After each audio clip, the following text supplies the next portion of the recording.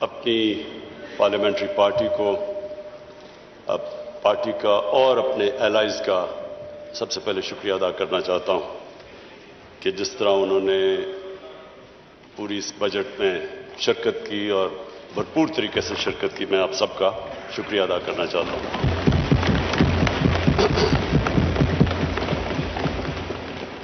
Speaker صاحب، اس کے بعد میں آج اپنی جو میں نے بجٹ کی تقریر کرنی ہے اس سے پہلے میں آج دعوت دینا چاہتا ہوں اپوزیشن کو اس چیز پہ، نو کراس ٹاک پلیز، اس چیز پہ کہ اس ملک میں 1970 کے بعد سارے الیکشنز کنٹروورشل ہوئے ہیں اور ابھی بھی بائی الیکشن سینٹ اس میں بھی کنٹروورسی ہو گئی۔ تو ہم نے بڑی کوشش کی ہے یہ 2 سالوں کے اندر کہ ہم کیا ریفارمز کر سکتے ہیں کہ پاکستان میں بھی الیکشنز ایکسپٹ کرے، جو بھی ہارتا ہے وہ ایکسپٹ کرے الیکشنز کو۔ تو اس میں ہم نے پوری ریفارمز تجویز دی ہیں، 1 سال سے پڑھی ہیں، اس کے اوپر کوئی اپوزیشن کی ابھی تک ڈبیٹ نہیں ہوئی۔ تو میں ان کو ریکویسٹ کروں گا کہ یہ تو کوئی گورنمنٹ اپوزیشن کی بات نہیں ہے، یہ تو پاکستان کی ڈیموکریسی کی فیوچر ہے۔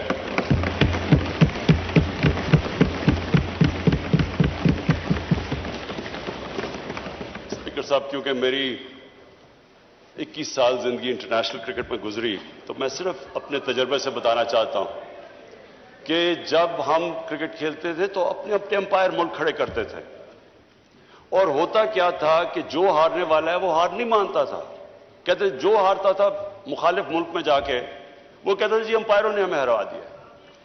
اور مجھے فخر ہے اس چیز پہ کہ میں ایز پاکستان کیپٹن پوری کیمپین کی، اور پاکستان وہ ملک تھا جس نے کرکٹ ہسٹری میں پہلی دفعہ نیوٹرل امپائرز کھڑے کیے۔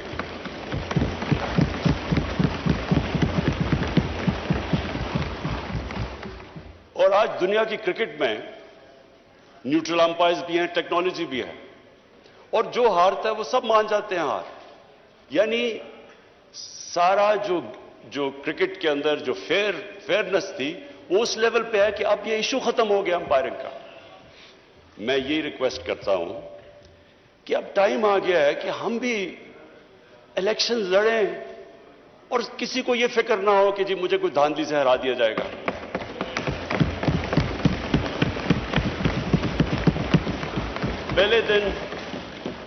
پہلے دن میں نے تقریر کرنے کی کوشش کی، اپوزیشن نے نہیں کرنے دی، اور انہوں نے کیا کہا؟ انہوں نے کہا جی الیکشن ٹھیک نہیں ہوئے۔ جب الیکشن ٹھیک نہیں ہوئے تو بتانا تھا کہ کس طرح ٹھیک نہیں ہوئے۔ جب ٹرمپ نے کہا کہ الیکشن ٹھیک نہیں ہوئے تو ان کے میڈیا اور پبلک نے کہا کہ ثبوت دو کہ ٹھیک نہیں ہوئے۔ ہم نے جب 2013 کے الیکشن میں کہا ٹھیک نہیں ہوئے تو ہم نے 133 میں سے 4 حلقے ڈیمانڈ کیے تھے کہ ان کی رینڈم آپ ان کی آڈٹ کر دیں، اگر یہ ٹھیک ہے ہم الیکشن مان جائیں گے۔ ہمیں نہیں، ان 4 حلقوں کو نہیں کھولا گیا۔ ایونچولی عدالت میں جا کے کیس لڑ کے 2-2.5 سال کے بعد کھلے، چاروں میں دھاندلی نکلی۔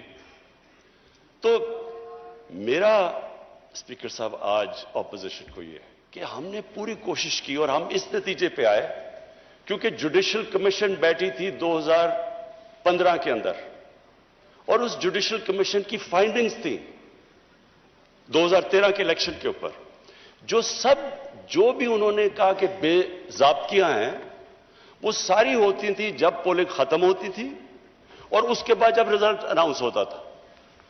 تو ہم نے اس کے اوپر جو سب اپنی ڈسکشن کر کے ایک نتیجے پہ آئے کہ اس کا صرف ایک راستہ ہے، ای وی ایم مشینز۔ وہ کیوں ہیں؟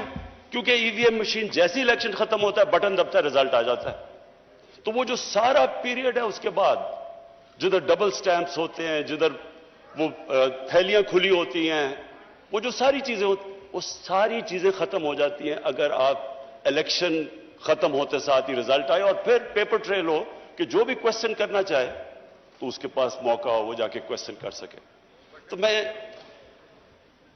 اگر ان کے پاس اپوزیشن کے پاس کوئی اور تجویز ہے تو ہم تیار ہیں سننے کے لیے۔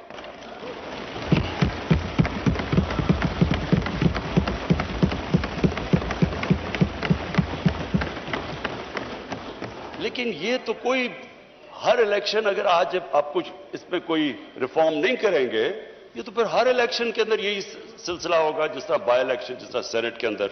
تو یہ ایک میری ریکویسٹ تھی. اچھا جی، اب میں اس بجٹ کے اوپر آتا ہوں. میں اس بجٹ کے اوپر بات کرنے سے پہلے اپنی ویژن کی بات کرنا چاہتا ہوں کہ ہماری ویژن کیا پاکستان کی، اور جو بجٹ ہے وہ ریفلیکٹ کرنا چاہیے جو ایک ملک کی ویژن ہے. مجھے خوشی اس لیے، اور میں شوکت ترین آپ کو اور آپ کی ساری اکنامک ٹیم کو آج خراج تحسین اس لیے پیش کرتا ہوں کہ آپ نے جو میری ویژن تھی پاکستان کی اس کے مطابق آپ نے بجٹ بنایا.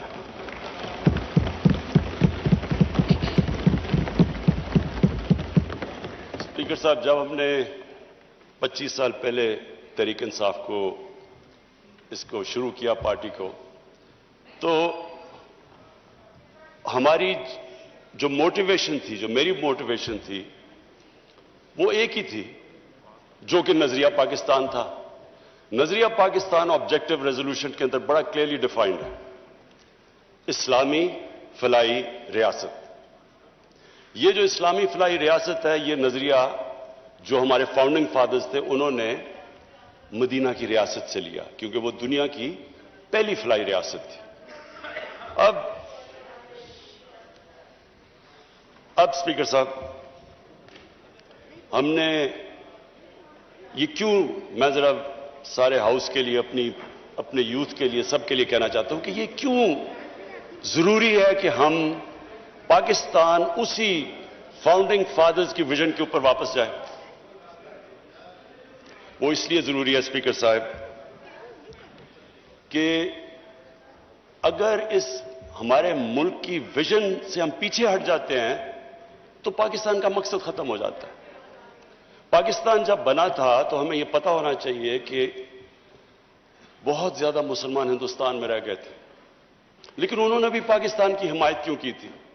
کیونکہ جو ہمارے فاؤنڈنگ فادرز تھے، علامہ اقبال اور قائد اعظم، انہوں نے جو ایک ویژن دی تھی پاکستان کی، اس کی وجہ سے سارے ہندوستان کے مسلمان بھی متفق تھے کہ یہ ملک بننا چاہیے. اور وہ ویژن علامہ اقبال نے، اور جو مسلمان دنیا کے سب سے بڑا پچھلے 300-400 سال میں سب سے بڑے ذہن تھے، انہوں نے اس ویژن کے اندر جب کہا تھا کہ مسلمان جب بھی اٹھتا ہے، مسلمان کا سویلائزیشن مدینہ کی ریاست کے بعد جب بھی اٹھا ہے، وہ واپس گیا ان پرنسپلز کے اوپر جو ہمارے نبی صلی اللہ علیہ وسلم نے مدینہ کی ریاست میں اسٹیبلش کیے تھے. تو وہ پرنسپلز تھے جس کی وجہ سے ایک قوم اٹھی.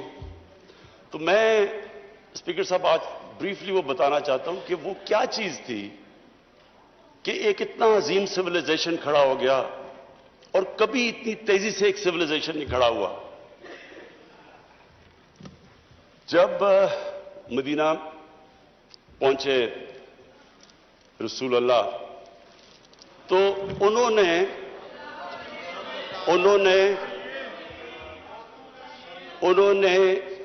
مدینہ کی ریاست میں جو پرنسپلز طے کیے، یہ دنیا کی تاریخ اس کی گواہ ہے کہ ان کے مدینہ کے آنے کے بعد 13 سال کے بعد جو ایک سپر پاور تھی وہ ان کے سامنے اس نے گھٹنے ٹیکے، بیزنٹائن ایمپائر، اور 14 سال کے بعد پرشین ایمپائر ان کے سامنے گھٹنے ٹیک گیا. یہ تاریخ کا حصہ ہے.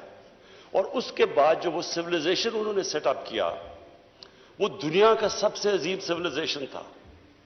اس نے صرف یہ نہیں کہ وہ دنیا میں پھیل گیا، انہوں نے جو سویلائزیشن سیٹ اپ کیا اس کی وجہ سے جو آج ماڈرن دنیا بنی ہے، وہ اس سویلائزیشن نے سارے جو گریک فلسفیز جو دنیا میں، جو ہندوستان میں فلسفیز تھی، ان کی ٹرانسلیشنز کی، ان کو ڈیولپ کیا. ہر فیلڈ میں وہ آگے نکلے، سائنس میں، میڈیسن میں. اور اس کے بعد وہ جب بعد میں ہمارا جب سویلائزیشن نیچے گیا تو یورپ نے ٹیک اوور کر لیا. تو وہ کیا اصول تھے؟ وہ 3 اصول تھے، اور جو ہم نے اپنی پارٹی بنائی 25 سال پہلے تو ہم نے وہ 3 اصول رکھے: انصاف، انسانیت اور خودداری۔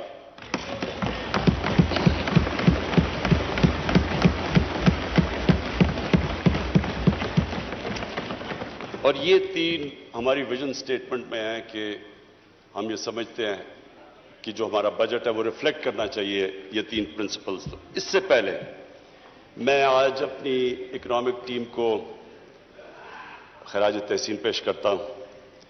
ہماری جو اکنامک ٹیم ہے، اور جس میں جب سے ہماری گورنمنٹ آئی اور اب تک جس نے بھی ہماری اکنامک ٹیم میں شرکت کی، سارے مستحق ہیں آج مبارک کے بھی اور خراج تحسین کے بھی۔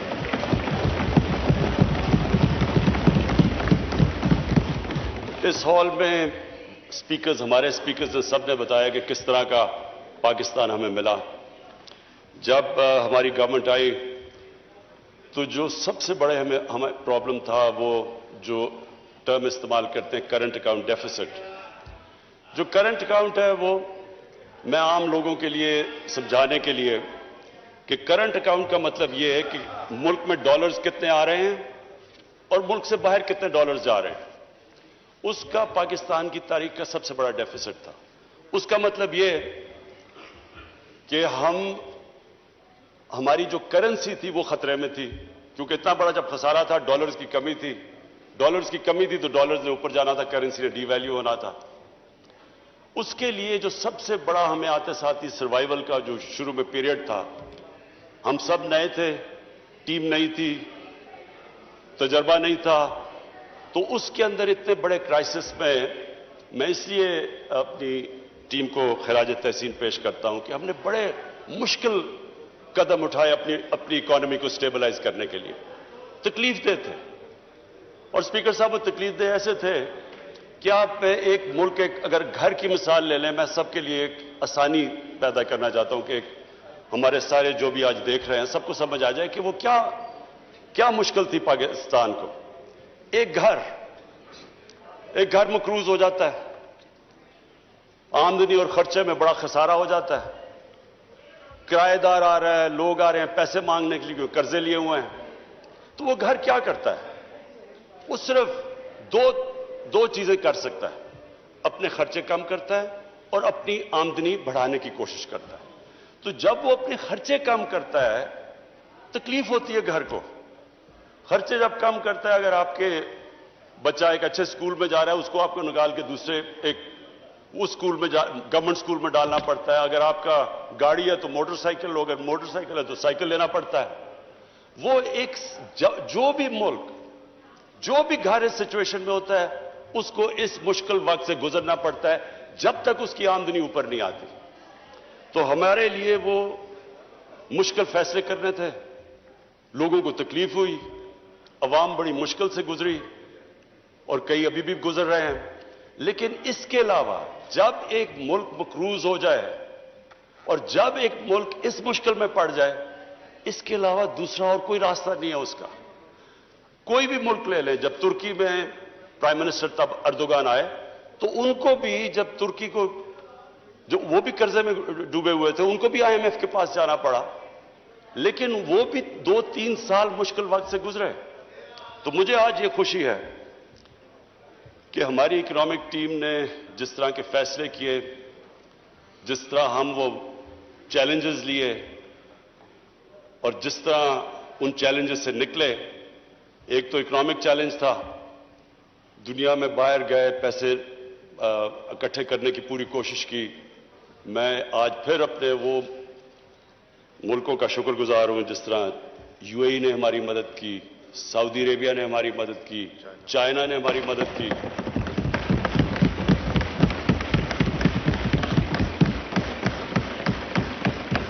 اور انہوں نے ہمیں ڈیفالٹ سے بچا دیا۔ ڈیفالٹ کا بھی میں مطلب عام لوگوں کی یہ سمجھا دوں کہ ڈیفالٹ کا مطلب یہ ہوتا ہے کہ جب آپ اپنے لائبلٹیز، آپ کے پاس پیسہ نہیں ہوتا لائبلٹیز دینے کا۔ جیسے ہی ایک ملک ڈیفالٹ کرتا ہے تو سب سے بڑا اس کے اوپر جو مسئلہ آتا ہے اس کی کرنسی پہ آتا ہے۔ تو جیسے جیسے آپ کی کرنسی گرتی ہے ملک میں مہنگائی بڑھ جاتی ہے، غربت بڑھ جاتی ہے، ساری انویسٹمنٹ رک جاتی ہے. تو ڈیفالٹ سے بچنے کے لیے ایک گورنمنٹس پوری کوشش کرتی ہے اور آئی ایم ایف کے پاس بھی اس لیے جاتی ہیں. ہم نے شروع میں جب ہماری آئی ایم ایف سے نیگوسیشنز تھی ہم نے کوشش کی کہ ہم نہ جائیں. ہم نے کوشش کی کوئی اور کوئی طریقہ نکلا ہے کیونکہ اتنا بڑا خسارہ تھا $20 ارب کا. جو آئی ایم ایف کنڈیشنز لے رہی تھی وہ بڑی مشکل تھی، اس سے لوگوں کو بڑی تکلیف ہونی تھی. اس لیے ہم کوشش کرتے رہے کہ ہمیں کوئی اور سورسز سے پیسہ مل جائے، لیکن آخر ہمیں جانا پڑا. اور آئی ایم ایف کی جو کنڈیشنز تھی وہ مشکل تھی اور اس سے عوام کو تکلیف تھی. اب اس چیلنج سے نکل ہی رہے تھے، کرونا آ گیا.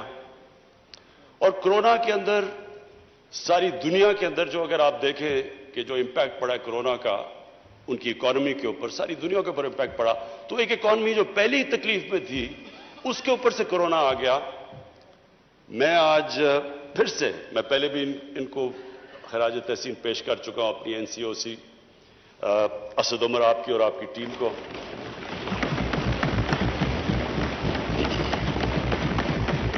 ڈاکٹر فیصل کو، اور اس میں پھر جتنی بھی کوآرڈینیشن تھی پاکستان آرمی، انہوں نے ہماری پوری مدد کی. ہم نے انٹیلیجنس پوری ان سے لی.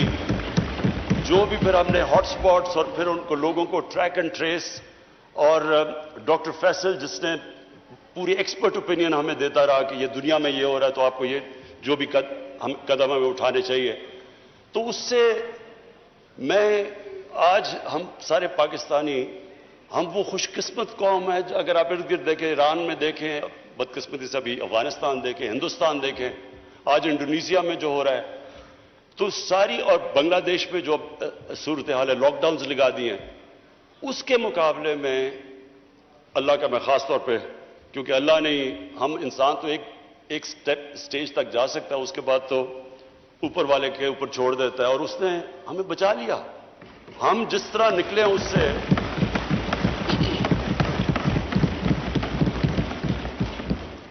اور میں صرف ایک چیز کہوں گا کہ میرے خیال میں، یہ میرا ایمان ہے اللہ پہ کیونکہ وہ غریب کی آواز سنتا ہے، ہم اس لیے بھی بچے کہ ہم نے بڑی جلدی یہ فیصلہ کیا کہ ہم پورا لاک ڈاؤن نہیں لگانے لگے.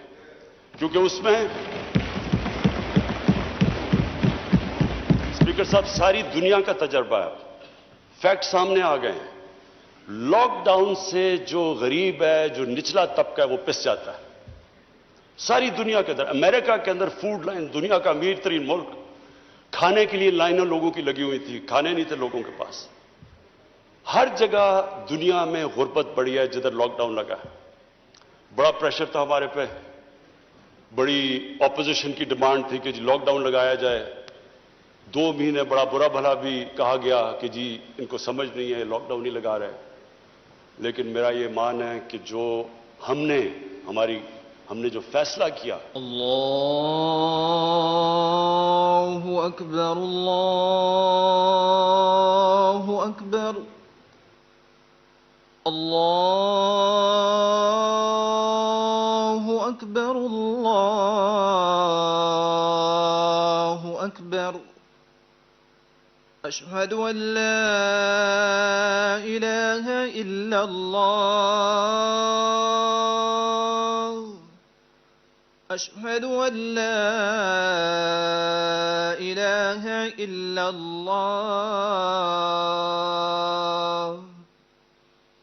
اشہد ان محمد رسول اللہ، اشہد ان محمد رسول اللہ.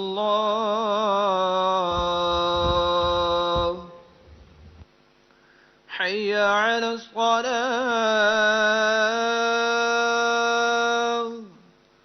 حی علی الصلاة،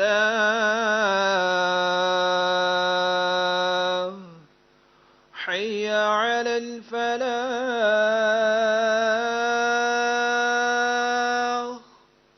حی علی الفلاح.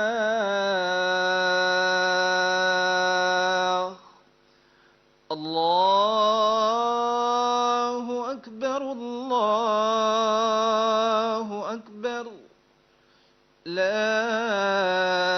إله إلا الله. جناب عمران خان صاحب پرائم منسٹر. جی اسپیکر صاحب، جو فیصلہ کیا ہم نے یہ سوچ کے کہ جو ہمارا دہاڑی دار ہے، ہمارے مزدور، ہمارا ڈیلی ویجر جو کہ ویکلی ویجر، وہ گھر میں کھانا ہی تب آتا ہے جب اگر وہ مزدوری کرے. ہم نے جو بڑی جلدی فیصلہ کیا کنسٹرکشن کھولنے کا، اور پھر جو اپنا سارا ایگریکلچر سیکٹر تھا اس کو ہم نے پوری طرح کھولنے کی کوشش کی جلدی سے جلدی. جو وہ ہمارا فیصلہ تھا میں سمجھتا ہوں،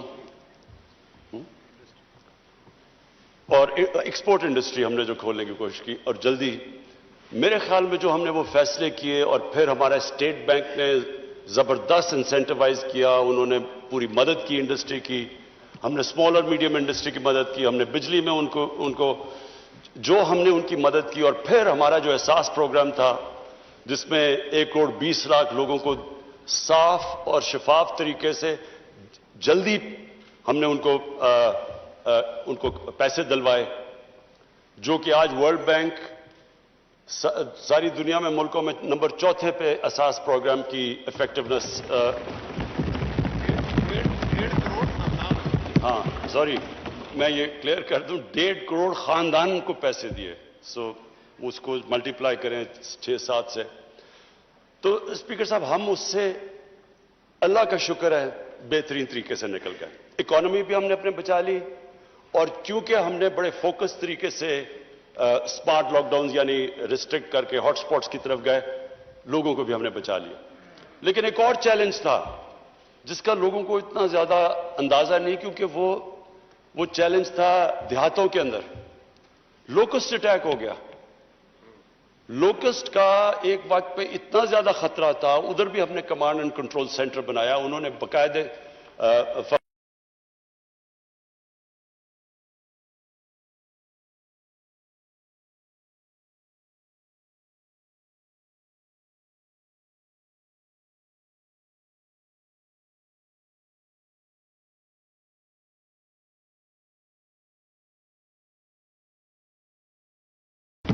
تو اسپیکر صاحب، ہم اللہ کا شکر ہے یہ جو 4% گروتھ ریٹ ہماری تقریباً 4% گروتھ ریٹ آئی، اس کی وجہ یہ تھی کہ ہم نے ایگریکلچر کو پروٹیکٹ کیا. ایگریکلچر کے اندر ریکارڈ اس باری فصلیں آئیں، گندم کی، چاول کی، مکئی کی ریکارڈ فصلیں آئیں، اور جو گنا تھا اس کی بھی سیکنڈ ہائیسٹ اس کی بھی پیداوار ہوئی اس باری. اور اس کی وجہ سے ایک ساری اکانومی اٹھی. اور پھر جو ہم نے ایک بہت بڑا فیصلہ کیا، ہم نے یہ فیصلہ کیا کہ جو ہمارا جو کسان ہے جو یہ شوگر ملز میں اپنے گنے لے کے جاتا ہے، کہ ان کو ٹائم پہ پیسہ ملے. یہ نہ ہو کہ 1 سال کے بعد پیسہ ملے، اور پورا پیسہ ملے، جو سپورٹ پرائس ہے وہ پیسہ ملے. کیونکہ گورنمنٹ نے یہ انفورس کیا، پیسہ پہلی دفعہ شفٹ ہوا کسانوں کے پاس. کسانوں کے پاس پیسہ ہے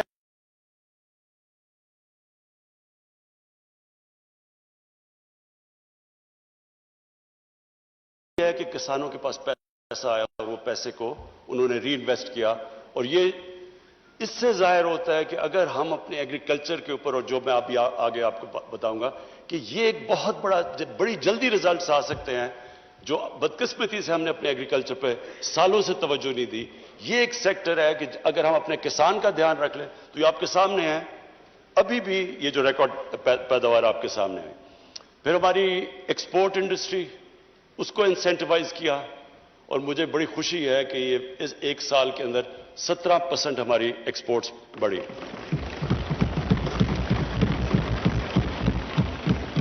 اسپیکر صاحب، جو جون کا مہینہ تھا، جون کے مہینے میں ہماری جو ایکسپورٹ صرف جون کے مہینے میں ہوئی وہ $2.7 ارب ہوئے، جو آل ٹائم پاکستان ریکارڈ ہے ایک مہینے کے اندر. اور پھر ہم نے جو اپنی کنسٹرکشن انڈسٹری کو انسینٹیوائز کیا، جو رکاوٹیں تھیں وہ دور کی. ہم نے باقاعدہ جو کنسٹرکشن انڈسٹری کے اندر لوگ تھے ان سے مذاکرات کر کے ہم نے ہر کوشش کی کہ ان کو انسینٹیوز دیے جائیں، کیونکہ جب کنسٹرکشن انڈسٹری چلتی ہے تو اس کے ساتھ اور خاص طور پہ ہاؤسنگ، تو جتنے 30 انڈسٹریز ریلیٹڈ ہیں وہ ساری چلنی شروع ہو جاتی ہیں. تو اس کی بھی وجہ سے یہ جو گروتھ ریٹ ہماری بڑی آخر میں، یہ اللہ کا کرم تھا. اب آگے میں فیوچر میں بتا دوں، اس کے بعد واپس جاتا ہوں اپنی ویژن کے اوپر. دیکھیں فیوچر میں ہم بڑے کلیئر ہیں کہ اب پاکستان کا ڈائریکشن کیا ہے. ہماری جو گروتھ ہوگی وہ ایکسپورٹ لیڈ، ایکسپورٹس کے اوپر اب ہم پوری توجہ دے رہے ہیں. اور ابھی جو ہماری جو امپورٹس بڑھی ہیں اس کی ایک بہت بڑی وجہ یہ ہے کہ ایکسپورٹس کے لیے مشینری امپورٹ کی جا رہی ہے، اور یہ ٹائم لیگ کے ساتھ انشاءاللہ آپ دیکھیں گے کہ ہم پاکستان کی ریکارڈ ایکسپورٹس پہ پہنچ جائیں گے. دوسری چیز ہمارا ایگریکلچر سیکٹر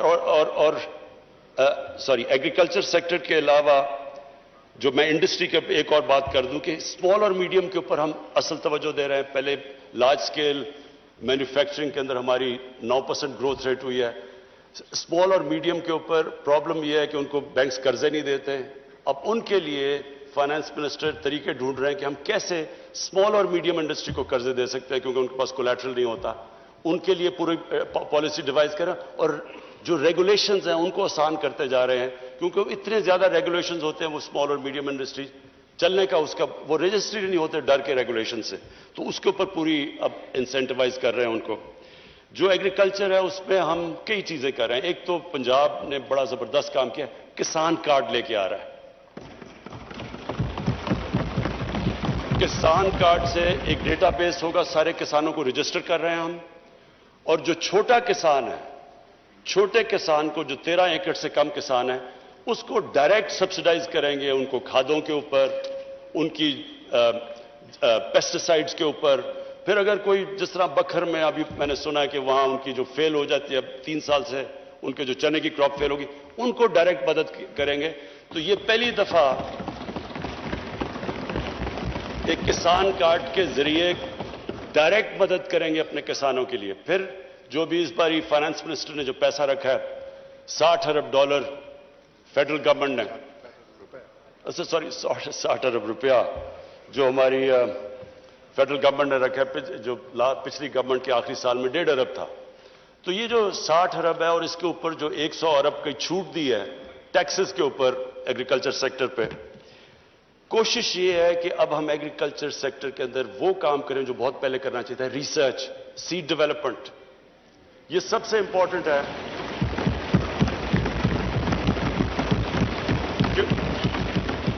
کیونکہ ہماری پروڈکٹیوٹی اگر آپ دوسری دنیا کے ملکوں سے دیکھیں تو پاکستان تقریباً سب سے کم پروڈکٹیوٹی ہے ہماری. تو بڑی جلدی اگر ہم اس پہ کام کر لیں تو جس طرح اس بار ریزلٹس آئے ہیں، اور ہمارا آگے مسئلہ بھی فوڈ سیکیورٹی کا ہے کیونکہ ہم اب فوڈ امپورٹر بن چکے ہیں. گندم بھی ہمیں امپورٹ کرنی پڑ رہی ہے، چینی بھی امپورٹ کرنی پڑ رہی ہے، ہمیں دالیں امپورٹ کرنی پڑ رہی ہیں، اور ایڈیبل آئل تو خیر پہلے بھی ہم امپورٹ کرتے تھے. تو اب ہماری کوشش یہ ہے کہ ان کی پہلے تو اپنی پیداوار بڑھائیں تاکہ آگے بڑھتے ہوئے آبادی کے لیے ہم فوڈ سیکیورٹی پرووائڈ کریں، لیکن اس کے علاوہ اپنی پروڈکٹ، اس کے علاوہ جو کسان ہیں اس کو ڈائریکٹ چھوٹے کسان کو سبسڈائز کریں کیونکہ اصل ہمارا 70% تو چھوٹا کسان ہے اور اس کا سب سے بڑا پرابلم ہوتا ہے اس کے پاس پیسہ نہیں ہوتا، وہ آڑتی سے پھنس جاتا ہے. اور اس کی ہم نے کسان کی اور مدد کرنے کے لیے کیا فیصلہ کیا، کسان مارکیٹس. یہ چائنا سے ہم نے دیکھا ہے کہ انہوں نے ورچوئل مارکیٹس بنائی ہوئے ہیں جو کسان اور ہول سیلر یا ریٹیلر کو وہ اکٹھا کر دیتے ہیں. وہ ڈائریکٹلی کسان سپلائی کرتا ہے ریٹیل کو، اس کو لوگوں کو بھی سستی چیزیں ملتی ہیں، بیچ میں جو مڈل مین اڑ جاتا ہے، اور کسان کو بھی اونچی پرائس ملتی ہے. اس کے اوپر اب انشاءاللہ ہم پورا کام کر رہے ہیں. پھر جی پاکستان کا جو بڑا مسئلہ ہے دودھ. اب دودھ ایک ایسی چیز ہے جو کہ ایک بچوں کے لیے سب سے امپورٹنٹ نیوٹریشن ہے، پروٹین ہے. اب مسئلہ یہ بنا ہوا ہے، کیلشیم ہے. پرابلم ہمارا یہ ہے کہ جو کھلا دودھ بکتا ہے وہ زیادہ تر کنٹامنیٹڈ ہے، اور پھر جب ہم ان کو جو کنٹامنیٹ دودھ کو ہٹاتے ہیں تو اس کی قیمت اوپر چلی جاتی ہے. تو ہم اس نتیجے پہ آئے ہیں کہ اس کا سب سے آسان طریقہ یہ ہے